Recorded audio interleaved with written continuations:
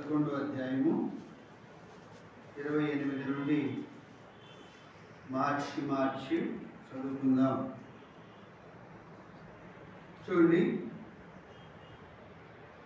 కాబట్టి ప్రతి మనుషుడు తను తాను పరీక్షించుకొనవలెను, అలాగ చేసి ఆ రొట్టెని తిని ఆ పాత్రలోనిది త్రాగవలెను.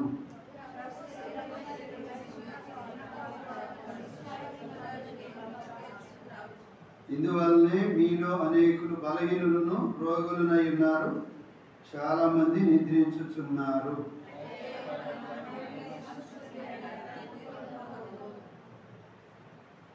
అందరం కలిపి చదువుదాం. మనము తీర్పు పొందిన యెడల లోకముతో పాటు మనకు శిక్షా విధి కలుగకుండానట్లు ప్రభు చేత శిక్షింపబడుచున్నాము. ప్రార్థన చేసుకుందాం. ప్రభు సాయం కొరకై ప్రార్థన చేసుకుందాం.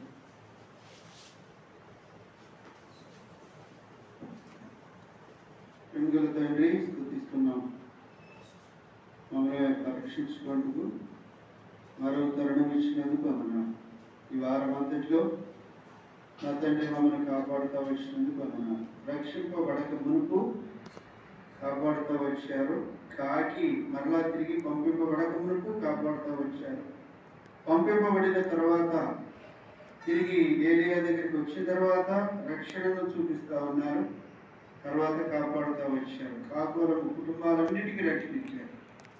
ఇటీవలే మా ప్రభా రక్షింపబడక వరకు మమ్మల్ని కాపాడి, రక్షింపబడిన తర్వాత ఇంతవరకు మమ్మల్ని కాపాడి వారమంతటిలో మా పట్ల మీరు చూపిస్తూ వచ్చిన కృప దయవాత్సల్యతను బట్టి తిరిగి ఏ విషయాల్లో మేము పరీక్షించుకోవలసి ఉన్నదో, పరిశోధించుకోవలసి ఉన్నదో, ఏ విషయాల్లో సరి చేసుకోవలసి ఉన్నదో, ఏ విషయాల్లో మా ప్రభా మేము మీకు అవిధేయులుగా అయిష్టంగా నడుచుకుని ఉన్నామో ఆ విషయాలను మా గమనంలోనే తీసుకురండి.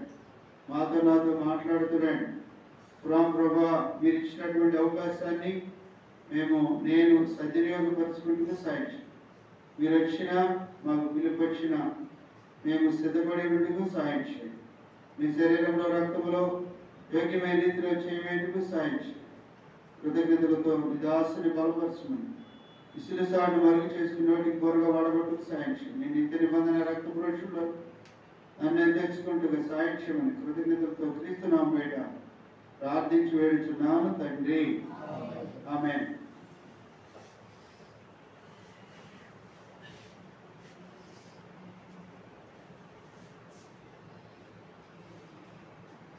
కాబట్టి ఇక్కడ ఎందుకు పరీక్షించుకోవాలి?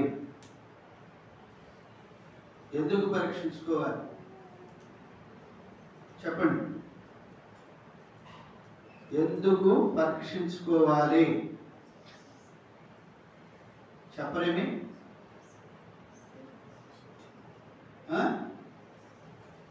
ఎందుకు పరీక్షించుకోవాలమ్మా? లోకముతో పాటు శిక్షావిధి కలుగుకుంటున్నట్లు, అంటే దైవ ఉగ్రతలో ఆనాడు ఏదైతే లోకమంతా కొట్టుకొని పోయి నోవా కుటుంబం మాత్రమే రక్షింపబడతా వచ్చిందో, అటువలే క్రీస్తు అనే రక్షణ వాడలో మనం నిలిచి ఉండుట కొరకై, లోకముతో పాటు కొట్టుకొని పోకుండా ఉండుట కొరకై, లోకముతో పాటు దైవ ఉగ్రతకు పాత్రలు కాకుండా ఉండుట కొరకై, లోకంతో పాటు దేవుని తృష్ణమనే ఆ పాత్ర తాగి మత్తులమై నశించిపోకుండా ఉండుట కొరకై ఏం చేయాలంట? ఏం చేయాలి? పరీక్షించుకోవాలి. ప్రభు శిక్షను ఏం చేయాలంట? ఏం చేయాలి? అంగీకరించే వారుగా ఉండాలి. ఎవరిని ఆయన శిక్షిస్తాడు, ఇది మనం జ్ఞాపకం చేసుకోవాలి. యేసు ప్రభు వారు ఎవరిని శిక్షిస్తాడు చెప్పండి? ఎవరిని శిక్షిస్తాడు? ఆ శిక్షణ మనం ఏమి చేయకూడదు. రాసుకోండి దయచేసి. రేపు నోట్సులు తెచ్చిస్తున్నాను, పెన్నులు నోట్సులు తెచ్చిస్తాం. చదువుకున్న వాళ్ళంతా రాయాల్సిందే, అది ఆజ్ఞ. రేపు మీ పిల్లలకు మాదిరేది, మా పిల్లలు అట్టయ్యారు అంటే మనం సరిగ్గా ఉంటేగా వాళ్ళు సరిగ్గా ఉండటానికి కదా, అవును కాదా? ఆ చెట్టు దేని గురించి చెప్పిందట? ఫలమును గురించి, ఫలము చెట్టును గురించి చెప్పింది. జాగ్రత్తగా ఉండాలా. మనం అనుకుంటాం ఏదో కాలం గడిపేస్తున్నాం, కానీ వాళ్ళ జీవితాలు పరలోకం పోకుండా, చెప్పండి, పరలోకం పోకుండా ఆటంకకరంగా ఉంటున్నాం, అభ్యంతరకరంగా ఉంటున్నాం, అడ్డుబండలుగా ఉంటున్నాం. మనం అనుకోవచ్చు ఏముందిలే అని. ఇక్కడిది మనం చూస్తే ఇంతవరకే, ఇక్కడిది మనం చూస్తే ఇంతవరకే. అదే బట్టలు, అదే జీవితము, అదే కుటుంబము, అదే బిడ్డలు, అదే ఇల్లు, అన్ని అట్లాగనే ఉంటాయి. కానీ రెప్పపాటులు అన్నీ మారిపోతాయి. అప్పుడు మనం చేయగలిగేది ఏమీ లేదు. మేలు చేసిన వాడు మేలు పునరుద్ధానానికి, కీడు చేసిన వాడు మారిపోతారు, క్షణంలో మారిపోతారు. అలక్ష్యం చేయొద్దు దేవుడు లక్ష్యం. రాండి ఏబు గ్రంథము 5వ అధ్యాయము 17వ వచనం. దేవుడు ఎవరిని శిక్షిస్తాడు, శిక్షించినప్పుడు మనం ఏమి చేయకూడదు. 5:17 దేవుడు గద్దించు మనుషుడు ధన్యుడు, కాబట్టి అది సర్వశక్తుడకు శిక్షను తొలగించదు. శిక్ష అవసరం. ఎందుకు అవసరం? ప్రకటన గ్రంథము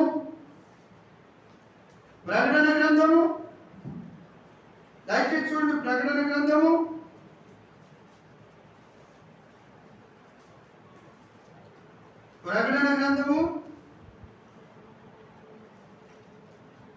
2వ అధ్యాయము 3వ అధ్యాయము 19. నేను ప్రేమించు వారి అందరినీ, ఒకరిద్దరు కాదు, ప్రేమించు వారిని అందరినీ గద్దించి శిక్షించుతున్నాను.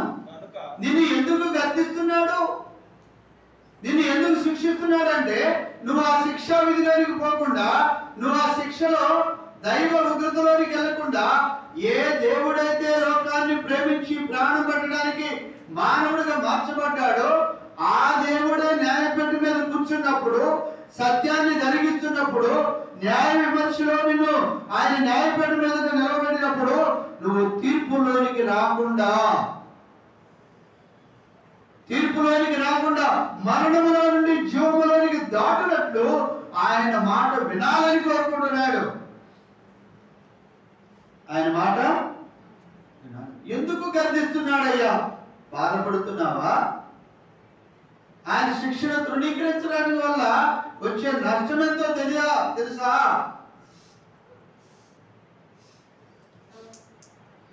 ఎంత నష్టమో అంతే లాభము, ఎంత లాభమో అంతే నష్టం కూడా. అందుకంటున్నాడు, ఆ సర్వశక్తుడకు దేవుని శిక్షను తృణీకరించొద్దు. దేవుని గద్దింపునకు ఏం చేయకూడదంట? విసుక్కోకూడదంట. ఏంది ఎట్లా మాట్లాడుతున్నారు, ఏంది ఇట్లా మన తలకాయ వచ్చొద్దు. నేర్చుకోండి.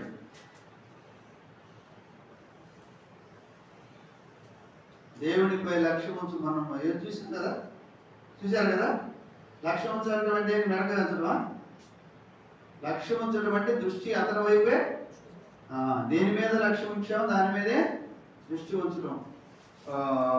అపోస్తలుల కార్యము 3వ అధ్యాయంలో చూశారు కదా, వారి యొద్ద ఎండి బంగారములు ఏమైనా దొరుకునని వారి యందు ఆయన లక్ష్యం ఉంచాడంట. కుంటివాడు వారి యొద్ద ఏమైనా దొరుకునని లక్ష్యం ఉంచాడు.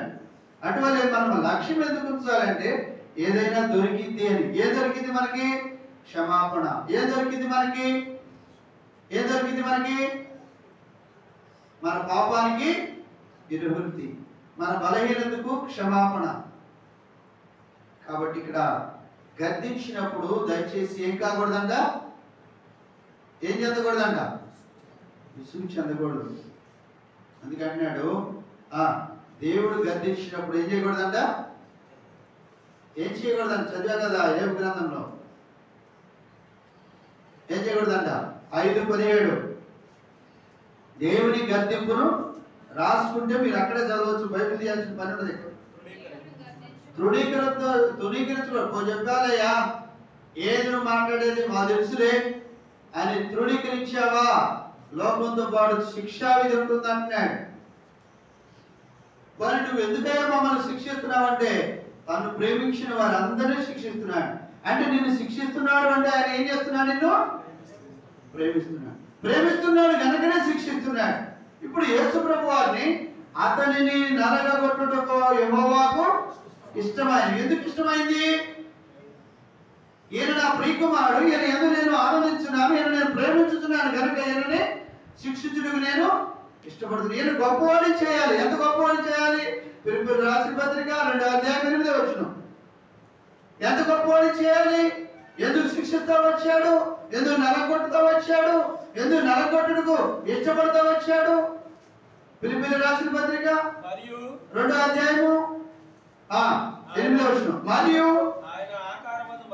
ఆయన ఆకారమందు మనుషుడిగా కనబడి, అనగా యేసు ప్రభు వారు ఆకారమందు మనుషుడిగా కనబడి మరణము పొందినంతగా అనగా శిలువ మరణము పొందినంతగా విధేయత చూపిన వాడై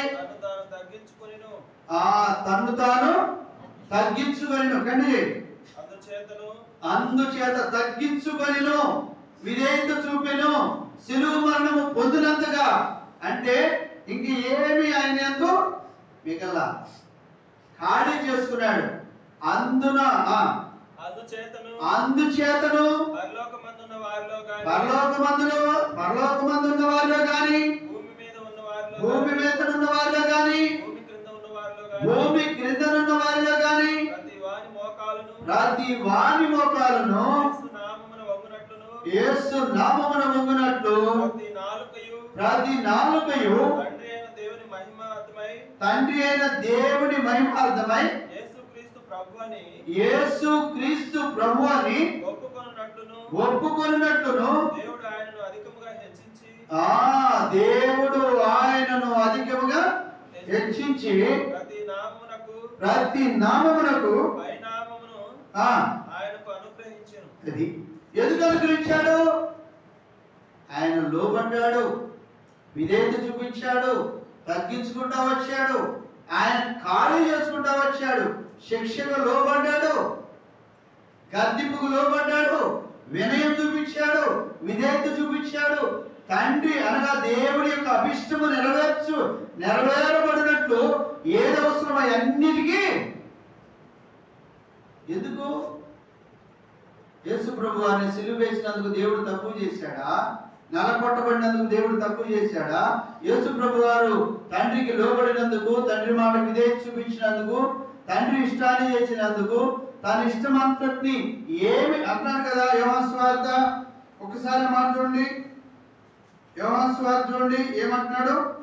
యేసు ప్రభు వారే స్వయంగా మాట్లాడుతున్నటువంటి ఆ మాట చూడండి దయచేసి.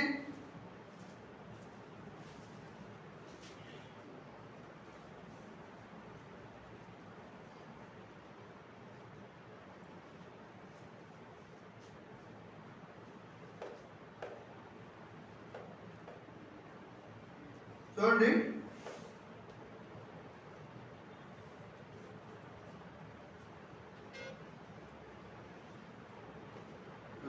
17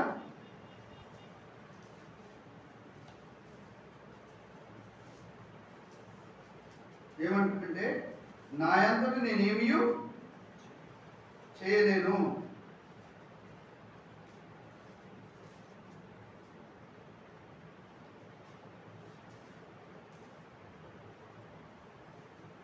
చూడండి దయచేసి. చూడండి 5వ అధ్యాయము 30వ వచనం. 5:30 నా అంతట నేను ఏమీ చేయలేను, నేను వినున్నట్లుగా తీర్పు తీర్చుచున్నాను, నన్ను పంపిన వాని చిత్త ప్రకారమే చేయకూడదు గాని నా ఇష్ట ప్రకారం చేయగోరను. అది ఏమన్నాడు? నా ఇష్టం అనేది ఏమి లేదు, నేను ఖాళీ చేసేసుకున్నా.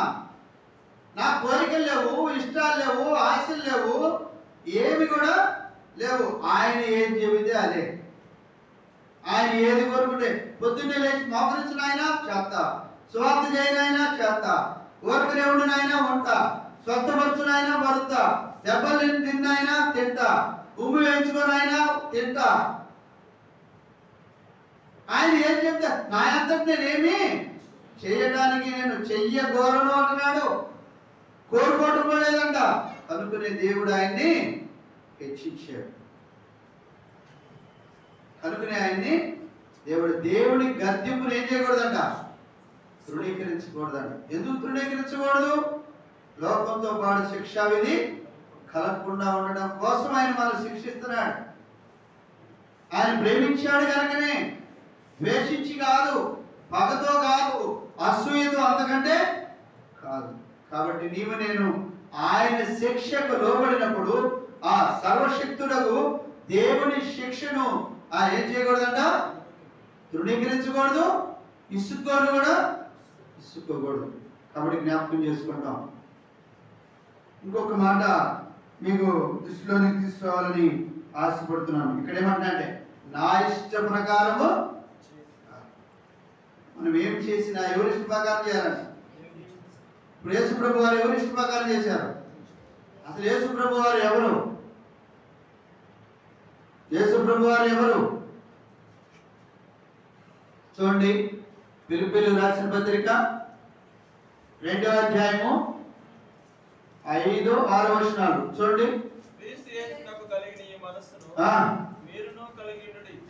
ఆయన దేవుని స్వరూపము కలిగిన వాడై ఆయన దేవుని స్వరూపము కలిగి ఉన్నవాడయ్యుండి. చూడండి, చాలండి. ఆయన ఎవరంట? దేవుని స్వరూపము కలిగి ఉన్నవాడు, సాక్షాత్తు దేవుడు. ఆ దేవుడే మానవుడిగా భూమి మీదకి వచ్చినప్పుడు ఏమన్నాడు? నా ఇష్టమేమి. మరి మనం ఎవరిని? అంత మునుపు ఆయనలాగా దేవుడిగా ఉన్నామా? లేకపోతే ఆయన కుమారులుగా ఉన్నామా? పూర్వం మనం ఏమై ఉన్నాం చెప్పండి, చేయండి. ఎఫెసీ రాసిన పత్రిక మనం ఇంకెంత భయపడవలసింది? ఎఫెసీ రాసిన పత్రిక, మీరు పూర్వమందు చీకటి అయి ఉంటిరి. అది పూర్వమందు ఏమై ఉన్నాం? పూర్వమందు ఆయన ఏమై ఉన్నాడు? ఆదియందు వాక్యం ఉండెను, వాక్యం దేవుని యందు ఉండెను, ఆ వాక్యమే వెలుగై ఉండెను, ఆయన జీవమై ఉండెను, ఆయనలో వెలుగుండెను. ఆ వెలుగై ఉన్నవాడే, ఆ దేవుడై ఉన్నవాడే, ఆ జీవాధిపతి అయినటువంటి దేవుడే మానవుడిగా భూమి మీదకి వచ్చినప్పుడు నాదంటూ ఏమీ లేదు అంటున్నాడే. ఎందుకు? తను తాను తగ్గించుకుని వాడు. నువ్వు హెచ్చించబడాలని కోరిక ఉంది, అభివృద్ధి పొందాలని కోరిక ఉంది, విస్తరించాలని కోరిక ఉంది, ఫలించాలని కోరిక ఉంది, నేను గొప్పదాన్ని అవ్వాలని కోరిక ఉంది. ఉంటే సరిపోదు, అది ఎలా ఉండాలంట? ఆచరణలోనికి రావాలి. ఆచరణలోనికి రావాలా? చెప్పుకుంటే సరిపోదు. నేను పెద్ద, నేను గొప్ప, నేను అనుకుంటే దానికి తగిన ఫలాలు, దానికి పైన రీతిలో ఉన్నప్పుడే యేసు ప్రభు వారు అంతటి వాడైనప్పటికీ ఏం చేస్తా వచ్చాడు? ఏమీ లేని వాడుగా ఉన్నాడు. కనుకనే దేవుడు ఆయన్ని అన్నిటికీ పైన, అది సింహాసనంలో అయినను, ప్రభుత్వములైనను, అది ఉన్నవైనను, రానున్నవైనను, కలిగి ఉన్న దూతలు అన్నిటిపైన ఆయనను హెచ్చించాడు. నిన్ను నన్ను కూడా ఎందుకు శిక్షిస్తున్నాడు అంటే, ఏళ్ల పరిపాలనలో ఆయనతో పాటు ఉన్నారని. చూడండి, ప్రకటన గ్రంథంలో ఒక్క మాట చూసుకుంటాం.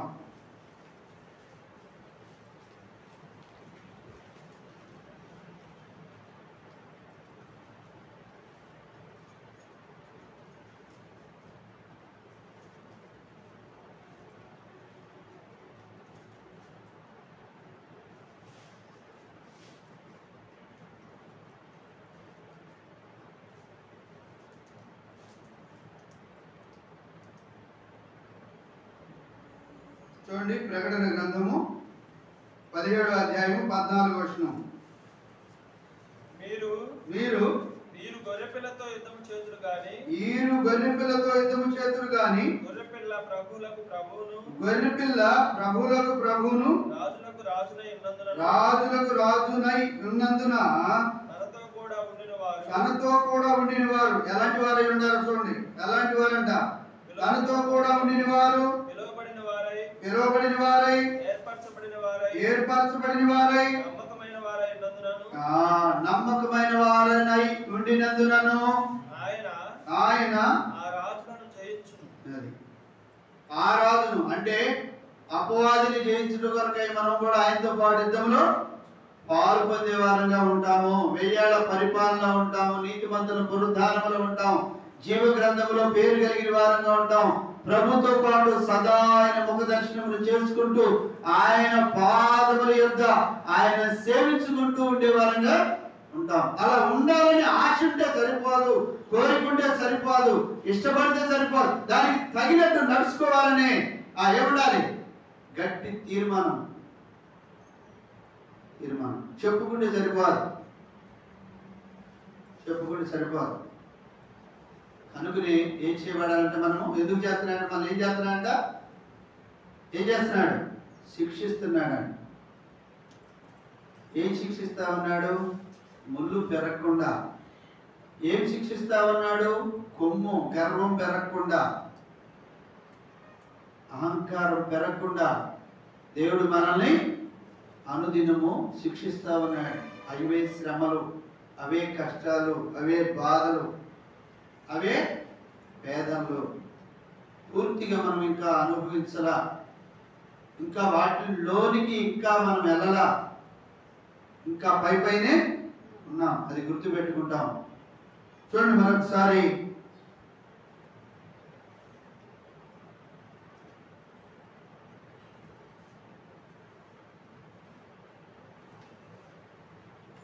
ఇరవై అధ్యాయము ప్రకటన గ్రంథం 20వ అధ్యాయము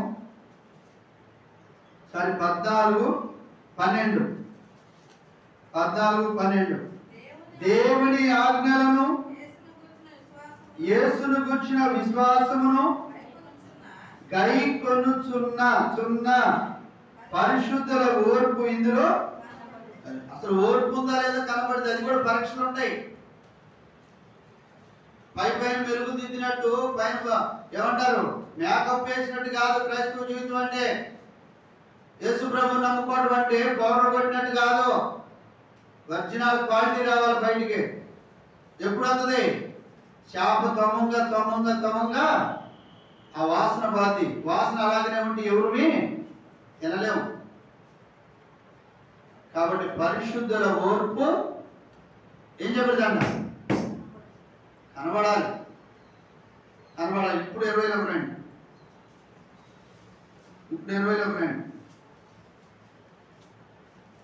4వ వచనం అంతటా లేదు, 1వ వచనం నుంచి చదవండి.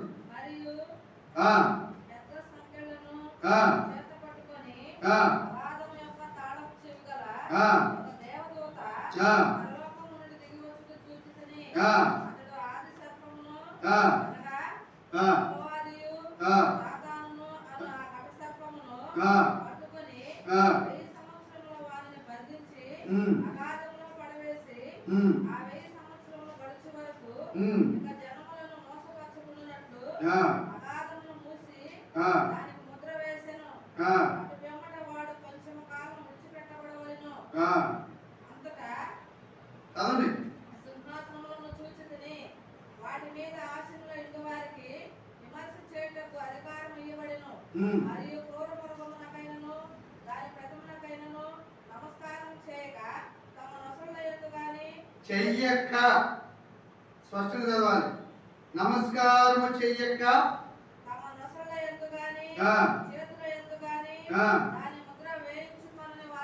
వేయించుకొనని వారిని యేసు విషయమై తామిచ్చిన సాక్ష్యము నిమిత్తమును దేవుని వాక్యము నిమిత్తమును శిరస్సాధము చేయబడి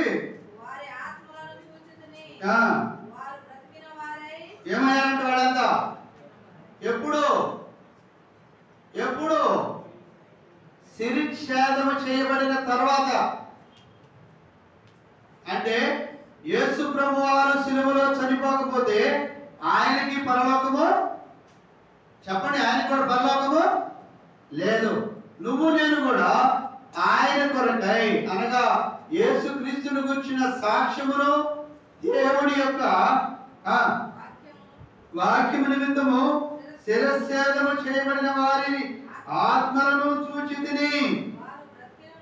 వారు బ్రతికిన వారై 1000 సంవత్సరములు క్రీస్తుతో కూడా రాజ్యము చేసిరి. ఆ 1000 సంవత్సరములు కడమ మృతులు ఇక్కడ జ్ఞాపకం చేసుకోవాలంటే 2 వృద్ధాలు 2 రకాల బ్రతికే వాళ్ళలో ఇద్దరు 2 రకాలు ఉన్నారు. దానియేలు గ్రంథము 12వ అధ్యాయం 2వ వచనం. దానియేలు గ్రంథము 12వ అధ్యాయం 2వ వచనం చదవండి.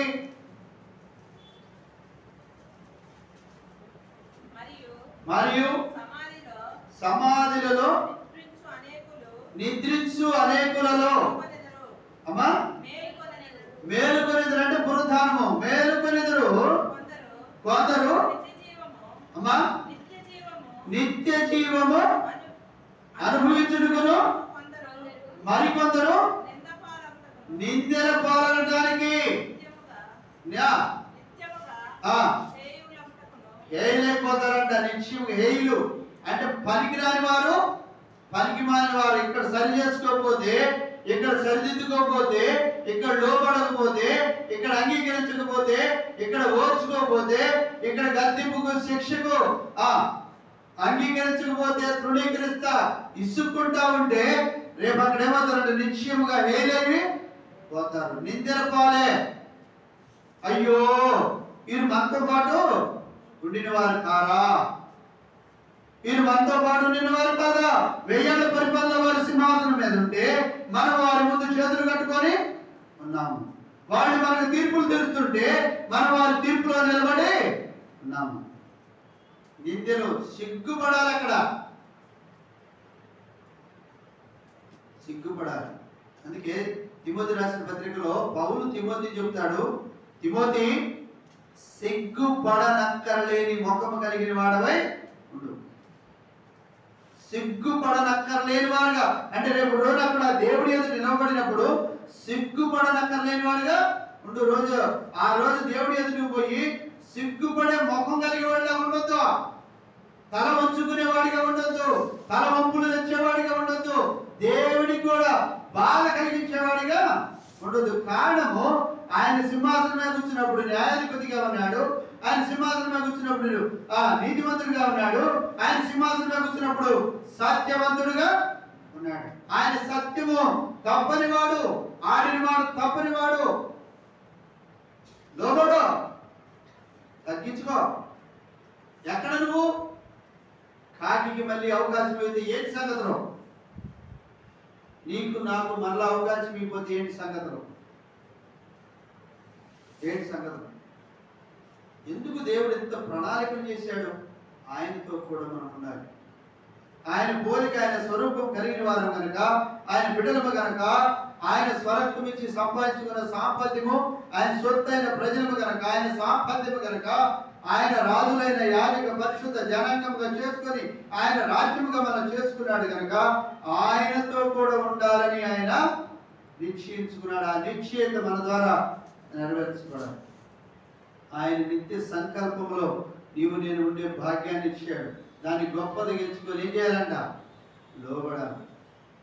తగ్గించుకుంటే ఆశీర్వాదం. అందుకే భూమి మీద చాలా మంది కనులు నేను అని చెప్పుకున్న ఎంతో మంది ఉన్నారు. మహా ఋషులు, ఎంతో మంది సన్యాసులు, ఎంతో మంది ఋషులు, ఎంతో మంది సన్యాసులు, తపస్సంపన్నులు యేసు ప్రభుని వెంబడిస్తూ వచ్చారు. తను తాను తగ్గించుకుని వాడు హెచ్చింపబడు. తగ్గింపు లేకపోతే హెచ్చింపు రాదు. ఓర్పు లేకపోతే, సహనం లేకపోతే రేపు దినాన పరిశుద్ధుల ఓర్పు అందులో కనబడదు. ఇక్కడ సహించుకునే దానిలో, ఓర్చుకునే దానిలో ఓర్పు కనబడింది. పరిశుద్ధుల ఓర్పు. పరిశుద్ధులకు ఏముంటే ఓర్పు అంటున్నాడు? పరీక్షలుంటేనే, శ్రమలుంటేనే, కష్టాలుంటేనే, నిందలుంటేనే. చూడండి ఆ మాట మత్తయి సువార్త 5వ అధ్యాయము. మత్తయి సువార్త 5వ అధ్యాయం ఏం చేయమంటున్నాడు ఆయన? మనం ఏం చేస్తున్నాం? 10 వచనం, 10, 11, 12 కూడా ప్రస్తుతమైతే నీతి నిమిత్తము హింసింపబడువారు ఎవరమ్మా? హింసింపబడేవారు ధనిలా. చూసావా, మనమేమనుకుంటాం? వాడు ఏ పాపం చేశాడు? ఏమన్నారా లేదా? వాడు ఏ పాపం చేశాడో, వాడు ఏం చేశాడో వాడికి హింస. కానీ నీతి నిమిత్తము హింసింపబడేవారు ధన్యులు, పరలోక రాజ్యము వారిది. నా నిమిత్తము ఆన్లైన్ చేసుకోండి. నా నిమిత్తము జనులు మిమ్మల్ని నిందించి హింసించి మీ మీద అబద్ధముగా చెడ్డ మాటలల్లా పలుకున్నప్పుడు మీరు, అబ్బా, ఇంతవరకు ఎవరైనా మీ మీద అబద్ధంగా మాట్లాడుతున్నారా? ఇంతవరకు ఎవరైనా చెడ్డ మాటలు ఎవరైనా మీతో మాట్లాడారా? క్రీస్తు నిమిత్తము అయితే మీరు ధన్యులు. ఇంకా క్రీస్తు నిమిత్తము ఎవరు మిమ్మల్ని చెడ్డ మాటలు మాట్లాడకపోతే, క్రీస్తు నిమిత్తము ఇంకా మీ మీద ఎవరైనా అబద్ధముగా మాట్లాడకపోతే, ఇంకా మీరు ధన్యతలోనికి రాలా. ఇక్కడ గుర్తుపెట్టుకోండి, ఇలా ఉంటే ధన్యులు అన్నారు కదా అని చెప్పి మన నిమిత్తము కాదు అక్కడ అన్నాడు, నా నిమిత్తము. సువార్త చేసేటప్పుడు, దేవుని వాక్యం చెప్పేటప్పుడు, దేవుని పాటలు పాడేటప్పుడు, దేవుని గురించి యేసు ప్రభు వారు మన జీవితంలో చేసిన మేలు ఉపకారములకై చెప్పేటప్పుడు, ఆయన సువార్తను ఆయన నామమును ప్రకటించేటప్పుడు ఎవరైనా మిమ్మను నిందిస్తే, దేవుడి మందిరానికి వచ్చి చక్కగా ఆరాధన చేసి దేవుడి మహిమపరిచి నువ్వు ఇంటికి వెళ్తుంటే నువ్వు అంటాడిది అని వింటాడిది, ఆమె అంటాడిది వింటాడిది అని ఇతరులకు ఎవరికైనా చెడ్డ మాటలు చెప్తూ అబద్ధాలు ఆడుతున్నప్పుడు చెప్పండి ధన్యులు. కింద మాట్లాడుతున్న 12వ వచనం. అబ్బా, ఏం చేయాలంట? ఉంటామైంది. లోకంలో సాయం ఉంది కదా, నువ్వు ఒకటంటే అబ్బా ఏం తగ్గేదే లేదు దాంట్లో మాత్రం. నువ్వుకన్నా దెయ్యం ఉంది నీ పక్షాన, మా పక్కన దేవుడు ఉన్నాడు, రా కొట్టుకుందాం అంటాం. ఇంట్లో ఉంటుంది అట్లాంటివే. స్కూల్లో కాలేజీలో కూడా చూపిస్తాం ఆ ప్రతాపం. కానీ ఇక్కడ అంటాడు, అమ్మాట చదువుతారా, సంతోషించి ఆనందించుడి, పరలోకమందు మీ ప్రతి ఫలము అధికము. అధికమంటే అభివృద్ధి, అభివృద్ధి, విస్తరించుట, వ్యాపించుట, ఫలించుట, గోడల మీదకి ఎగబాగుతూ వచ్చింది యేసేపు యొక్క ఫలం. అక్కడ పోతీఫరు భార్య గాని, పోతీఫరు గాని, జైల్లో గాని, తిరిగి రాజు గాని, అన్నలు గాని అందరూ కూడా ఆయన ఏం చేశారు? హింసించారు, దూషించారు, అబద్ధంగా చెడ్డ మాటలు చెప్పారు. ఆయన ఏమవుతూ వచ్చాడు? ప్రతిఫలం అధికమైందా లేదా? మరి మనం కూడా అట్లా అభివృద్ధి పొందాలంటే మనం కూడా ఏం చేయాలి? నీతి నిమిత్తము నీతి నిమిత్తం హింసింపబడాలి. నీతిగా నిలబడటానికి, నిజాయితీగా ఉండటానికి, సత్యానికి స్తంభములుగా ఉండటానికి ఏం చేయాలంట? ఏం చేయాలి? దోషింపబడేవారుగా పర్లేదు. ఓర్పు అక్కడ కనపడిద్దంట.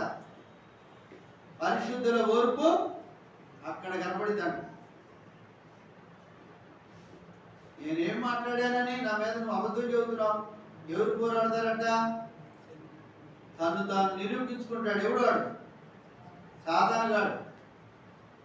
తను తాను నిరూపించుకుంటాడు. క్రైస్తవుడు ఎప్పుడు కూడా తను తాను నిరూపించుకోడు, ప్రార్థన చేస్తాడు. ప్రభువాన్ని జ్ఞాపకం చేసుకో, వారితో మాట్లాడు. వారు తెలియకే మాట్లాడుతున్నారయ్యా. యేసుప్రభు వారు ఏమన్నాడు? తండ్రి మీరేమి చేయించున్నారు మీరు ఎరగరు. నువ్వు చేసావా ఎప్పుడైనా అట్లాంటి ప్రార్థన? ఓర్పు ఉందా? అట్టి సహనం ఉందా? అట్టి క్షమాపణం ఉందా? అట్టి పశ్చాత్తాప హృదయము, అట్టి ప్రేమ కలిగిన హృదయము, వాత్సల్యత కలిగిన హృదయము ఉందా? ఆలోచించు చూడు. ఆయనతో పాటు వెయ్యాడ పరిపాలనలో ఉండాలి, మొదటి పునరుద్ధానంలో ఉండాలి, నీతిమంతుల పునరుద్ధానంలో ఉండాలి, మొదట ఆయనతో కూడా బ్రతికింపబడిన వారంగా ఉండాలి. తిరిగి ఇంకా ఏం చేయాలంటే ఆయనతో కూడా ఆయన సింహాసనం మందు కూర్చోండి అన్నాడు కదా. ప్రకటన 3:21 నేను జయించి నా తండ్రి సింహాసనం మందు కూర్చుండి ఎండిన ప్రకారము జయించు వాడిని నా సింహాసనం నందు కూర్చుండనిచ్చేది. జయించడం అంటే ఓర్పు కలిగి ఉండటమే, అన్నిటినీ తాలుకొనడమే. కోపము, ద్వేషము, పగ, అసూయ, క్రోధము, కక్షలు, యమతములు ఇవన్నిటిని విసర్జించడమే జయించడం అంటే. ఇంకా ఇవన్నీ నీలోనే ఉన్నాయంటే నువ్వు ఆటములో ఉన్నావు, ఓడిపోయేదానిగా ఉన్నావు. రేపు ప్రభు శిక్షకు లోబడతలా. ప్రభు నిన్ను సరి చేయాలని, బాగు చేయాలని, మేలు చేయాలని, నిత్య రాజ్యములో నిన్ను వారసురాలుగా ఉంచాలని, ఆకాశ మహాకాశములో తేజవారసులైన పరిశుద్ధ స్థలములలో ఆయన అమరుడైన ప్రకారము నిన్ను నన్ను కూడా అమరత్వంలోకి తీసుకురావాలని, ఆయన మహిమ, ఘనత, ప్రభావములు, అమరత్వమును మనకు దయచేయాలని దేవుడు ఇష్టపడతా ఉన్నాడు. కనుకనే ఆయన ప్రేమించిన వారందరినీ గద్దిస్తున్నాడు. ఆయన ప్రేమలో ఉండే భాగ్యము, ఆయన ఉగ్రతలో ఉండకుండా ప్రేమలో ఉండే భాగ్యము మనకు దొరికింది. మంచిదా కాదా? ఉగ్రతలో ఉండటం మంచిదా? దైవ ఉగ్రతలో ఉండటం మంచిదా? దైవ ప్రేమలో ఉండటం మంచిదా? ప్రకటన గ్రంథంలో చదువుకున్న తను ప్రేమించు వారందరినీ, తాను ప్రేమించే వారందరినీ ఆయన ప్రేమలో ఉండే భాగ్యము. మనం ప్రేమించామా? ఆయన ప్రేమించాడా? చూడండి, యోహాను రాసిన మొదటి పత్రిక 4:30 ఆయన ప్రేమించి గొప్ప భాగ్యాన్ని ఇచ్చాడా? 4:10 చదవండి. మనము దేవుణ్ణి ప్రేమించింది మని కాదు, తానే మనల్ని ప్రేమించి మన పాపములకు ప్రాయశ్చిత్తమయ్యుటకు తన కుమారుని పంపెను. ఏముంది దానిలో? ప్రేమ. దేవుడు మనం ప్రేమించి మన కొరకై ఆయన కుమారుని ఇచ్చాడు. ఆ ఇచ్చినటువంటి ప్రేమ ఎంత గొప్పదో, ఆ ప్రేమను ఎందుకు ఇచ్చాడో 3 మాటల్లో చూసుకొని ప్రభువులో పొందాం.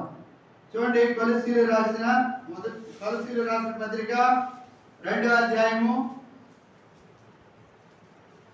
కొలస్సీయులకు రాసిన పత్రిక 2వ అధ్యాయము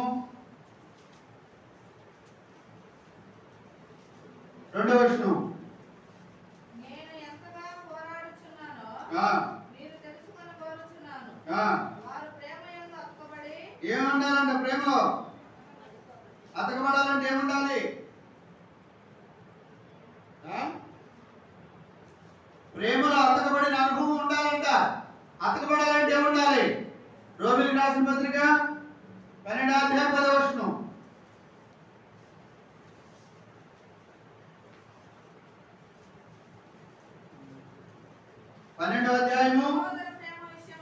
అమ్మా, సహోదర ప్రేమ విషయంలో అది ఒకటి ఏముండాలంట? ప్రేమ యందు అతకబడిన అనుభవంలోనికి రావాలంటే ఒకరి యందు ఒకరికి ఏముండాలి? అనురాగము. అనురాగములు ఏముండాలి? ఆప్యాయత ఉండాలి. అనురాగములు ఆప్యాయత అంటే నాది, నేను, ఆయన ఎవరు? నేనే. అనురాగం. అనురాగము లేదే ఆప్యాయత రాదు. ఒకరినొకరు ఏం కలిగి ఉన్నారంట? అనురాగము కలిగి ఉంటేనే ఒకరినొకరు ఎలా ఉంటారంట? అతుక్కొని ఉంటారంట. ఇప్పుడు ఎండింగ్ చేసినప్పుడు చూడండి, ఇప్పుడు ఆ గ్రిల్స్ చూడండి, ఇప్పుడు ఏ రాడికి ఆ రాడ్లు అయితే వస్తుందా అండి? ఎందుకు రాదు?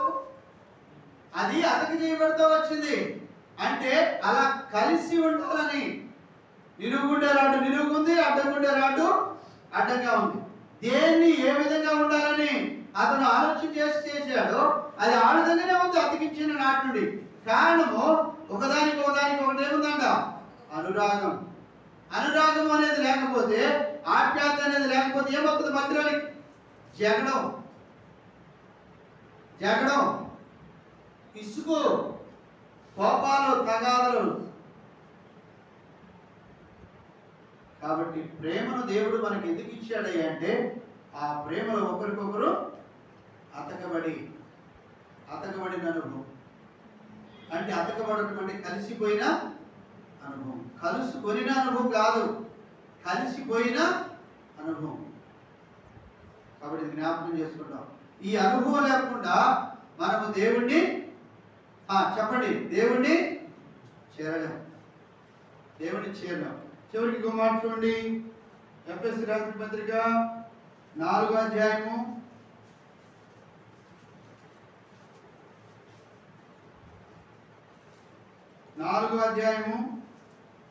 2-3 వచనాలు. మొదటి వచనం కూడా కలిసి చదవండి. కాబట్టి సమాధానమును బంధము చేత ఆత్మ కలిగించు ఐక్యమును కాపాడుకొనుట యందు ఏం చేయాలంట? అతుక్కున్నప్పుడు ఏముండాలి? దానిలో అనురాగం ఉండాలి. అనురాగం ఉంటే ఏం చేస్తామంట? సహించుకుంటామంట. ప్రేమలో ఒకరొకరు ఏం కలిగి ఉండాలంట? సహించు. వాళ్ళని నా సహోదరుడే, వాళ్ళని నా సహోదరుడే. ఇప్పుడు పోతున్నాము, ఏదో తిరిగి చూసినోడికి ఈ కాలు పోయి ప్రాణమే పడింది. ఈ కాలు పోయి దీన్ని లాగి ఒక తను తన్నిద్దా? ఏం చేసిందంట? ఈ కాలుతో పాటు ఈ కాలుతో పాటు ఈ చేతులతో పాటు ఆలోచన అంతా కూడా దాంతో పాటు వెళ్ళిపోతాయి. ఎక్కడికి? కడిగి శుభ్రం చేసుకుంటానికి. ఈ చెయ్యి కడిగిద్దా లేదా? చెప్పరేమి? ఈ చెయ్యి కడిగిద్దా లేదా? కడుగుతుందని సహించుకుందా లేదా? ఇసుకుందా? ఇసుకోలా. శుభ్రంగా కడిగి ఇంకా ఏదైనా వాసన వస్తుందేమని ఇంకా జకాయలు పెనాయలు వేసుకోవడం ఇంకా శుభ్రంగా కడిగి. అంటే ఏముంది? అనురాగం ఉంది, సహించుకోవడం కూడా ఉంది. ఈ సహనము రావాలి అంటే అనురాగం ఉండాలి. అనురాగం రావాలంటే ఆప్యాయత ఉండాలి. ఆప్యాయత ఉండాలంటే ప్రేమలో అతకబడిన అనుభవం ఉండాలి. అతకబడిన అనుభవం ఉంటే క్రీస్తుతో మనకి ఏముండాలి? ఏముండాలి చెప్పంటారా? ఏబు గ్రంథము 22-21 తీయాలి బైబిల్. ఏబు గ్రంథము 22-21. ఆయనతో సహవాసం చేసిన యెడల, ఆయనతో అనగా దేవునితో సహవాసం చేసిన యెడల మీకు సమాధానం కలుగును. అది ఇప్పుడు మనకు సమాధానం ఉంటే తప్ప అక్కడ పోయి ఈ కాలుని ఆ చెయ్యి కడగలేదు. ఆ కాలుని ఆ చెయ్యి కడుగుతుంది అంటే ఆ కాలుకి చెయ్యికి ఏముంది? దేవుడితో సమాధానము లేక సహవాసం ఉంది. దేవుడితో సహవాసం చేస్తే అక్కడ ఏ యొక్క విరోధ భావాలకి తావుండదు. దేవుడితో సహవాసం లేనప్పుడే అక్కడ అన్నీ ముట్టుకొస్తాయి. ఇప్పుడు ఏబేలుకి దేవుడితో సహవాసం ఉందా లేదా? చెప్పండి. ఏబేలుకి దేవుడితో సహవాసం ఉందా లేదా? అందుకే ఆయన బలి అంగీకరించబడింది. ఏబేలు కూడా అంగీకరించబడ్డాడు. కయీనుతో దేవుడికి సహవాసం ఉందా లేదా? లేదు. కనుకనే ఆయన అంగీకరించబడలేదు, ఆయన బలి కూడా అంగీకరించబడి. ఈ రెండు గుర్తుపెట్టుకోవాలి.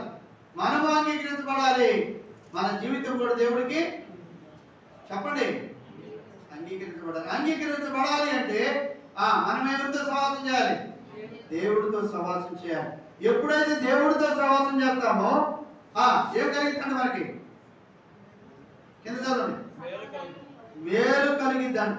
మేలంటే మంచి, మంచి. చెడుకు తావుండదు మేలు అన్నమాట. ఆయనతో సహవాసం చేస్తే చెడు అనేది మనకి దొరకదు, చెడు దొరకదు. అన్ని విషయంలో దైవ చిత్తానికి లోబడిన వారమై, అన్ని విషయంలో దైవ చిత్తానుసారంగా, అన్ని విషయంలో దేవుని వాక్యానుసారంగా ఉండేవారుగా ఉంటాం. కాబట్టి జ్ఞాపకం చేసుకుంటాం. ఈ విషయాన్ని గమనించుకొని ఇప్పుడు మన సహవాసం ఎవరితో ఇప్పుడు పరీక్షించుకుంటాం. పిలుపులు రాసిన పత్రిక 2:2 చివరికి మార్చుకోండి.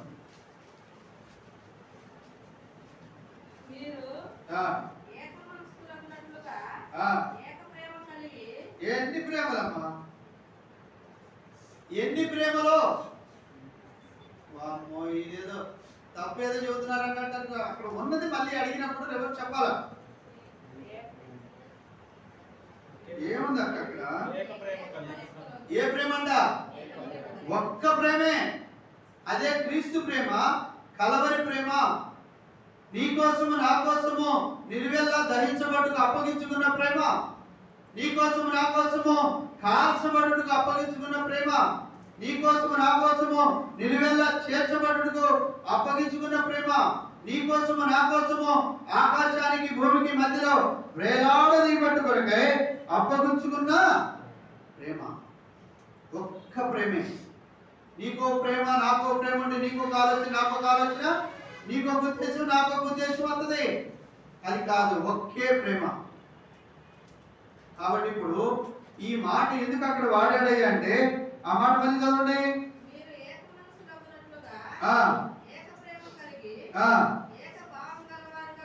ఏముండాలంట? ఏక మనసు ఉండాలి, ఏక ప్రేమ ఉండాలి, ఏక మనసు ఉండాలి, ఏక భావం ఉండాలి. అలా ఏక మనసు, ఏక ప్రేమ, ఏక మనసు, ఏక భావం లేక ఏమయ్యారంట? ఇస్సాకోను ఏశావును ప్రేమించాడు, రెబ్కాను యాకోబును ప్రేమించింది. వాళ్ళిద్దరు మనసు కూడా ఒకటిగా లేదు, వాళ్ళిద్దరు భావము కూడా ఒకటిగా లేదు. ఎంత నష్టం జరిగిందంటే ఒకరినొకరు దూరం అయిపోతా వచ్చారు ఎన్నో సంవత్సరాలు. ప్రియమైన, అది కుటుంబమైనా, అది బిడ్డలైనా, అది సంఘమైనా, అది సంఘములో నీవు నేను అయినా ఎన్ని రకాల ప్రేమ ఉండాలంట? ఒకే ప్రేమ.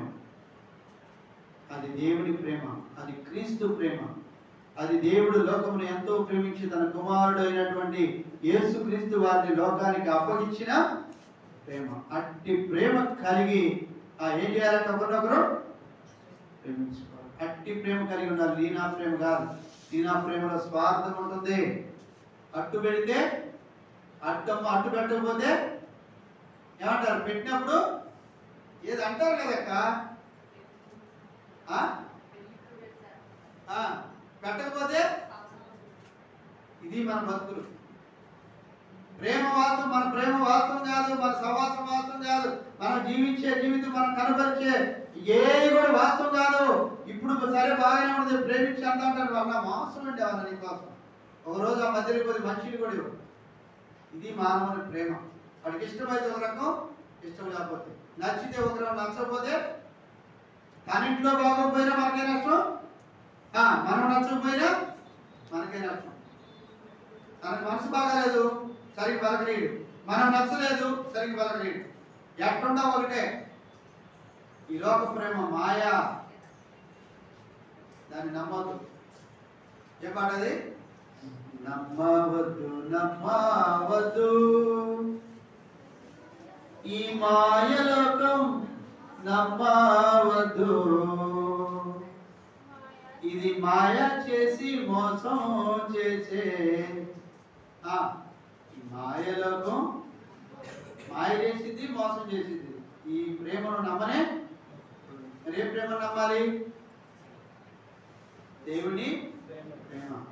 దేవుని ప్రేమిస్తే దేవుడితో సహవాసం, దేవుడితో సహవాసం చేస్తే మేలు పొందుతాం, మేలు పొందితే శిక్షకు లోబడతాం, శిక్షకు లోబడితే అన్నిటిని ఓర్చుకొని తాలుకుంటాం, అన్నిటిని తాలుకుంటే ఆయనతో పాటు ఏలుబడి చేస్తాం.